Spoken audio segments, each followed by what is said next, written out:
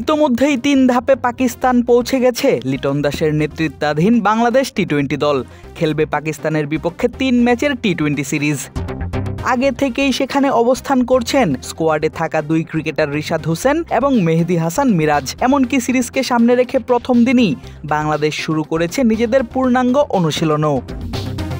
আর সেটাই তো স্বাভাবিক, কেননা পাকিস্তানের বিপক্ষের সিরিজটি আদতে সাধারণ মনে হলেও মূলত এটি ঘুরে দাঁড়ানোর সিরিজই টাইগারদের জন্য। কারণ ঠিক আগের সিরিজেই সংযুক্ত আরব আমিরাতের মতো নতুন দলের বিপক্ষে সিরিজ হারের মুখ দেখেছে বাংলাদেশ দল। ফলে নিজেদের আত্মবিশ্বাস ফিরে পেতে জয়ের কোনো বিকল্প নেই পাকিস্তানের মাটিতে।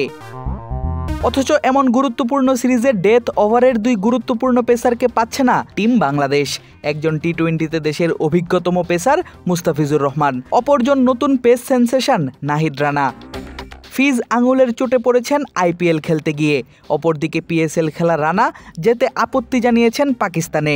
ফলে এই দুজনের না থাকা নিশ্চিতভাবেই চিন্তায় ফেলবে বাংলাদেশের ক্রিকেট সমর্থকদের।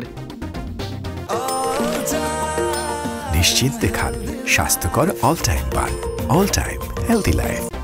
চিন্তিত প্রধান কোচ ফিল সিমন্স নিজেও। তবে জাতীয় দলের এই ক্যারিবিয়ান কোচের বিশ্বাস তাদের অভাব পূরণ করবেন দলে সুযোগ পাওয়া নতুন কেউ। হ্যাঁ, মুস্তাফিজ এখন সিনিয়র। আপনি তো আপনার সিনিয়র পেসারকে মিস করবেনই। আমরা দেখেছি সে কিভাবে আইপিএলে বোলিং করেছে, আমরা তাকে মিস করব।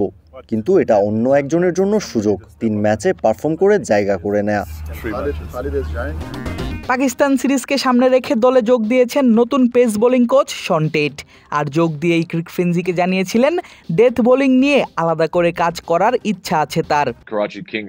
আমি সংযুক্ত আরব আমিরাতের সিরিজ একটু দেখেছিলাম, কারণ আমি তখন করাচি কিংসের সঙ্গে ছিলাম। একটা বিষয় খুব গুরুত্বপূর্ণ, সেটা হলো ধারাবাহিকতা। শুনেছি এটা একটা ক্লিশে, কিন্তু ধারাবাহিকতা এবং বোলিংয়ের মান উন্নয়ন খুবই জরুরি। একটা জায়গায় আমি বিশেষ মনোযোগ দেব ডেথ বোলিংয়ে। এখন তো টি-20 ক্রিকেট প্রচুর হচ্ছে, সামনে এশিয়া কাপ আসছে, আগামী বছর টি-20 বিশ্বকাপও। ডেথ বোলিং খুবই গুরুত্বপূর্ণ। আমি আশা করি টি-20 বিশ্বকাপ পর্যন্ত বাংলাদেশ পেসারদের ডেথ বোলিংয়ে বড় উন্নতি দেখতে পাবো। হাসান শরীফুল, তানজিম সাকিব, খালেদদের নিয়ে নতুন কোচ শন টেট নিজের প্রথম পরীক্ষায় কেমন ফলাফল করেন সেদিকেই তাকিয়ে বাংলাদেশের ক্রিকেট সমর্থকরা। আদিব আশরাফ, ক্রিক ফ্রেঞ্জি।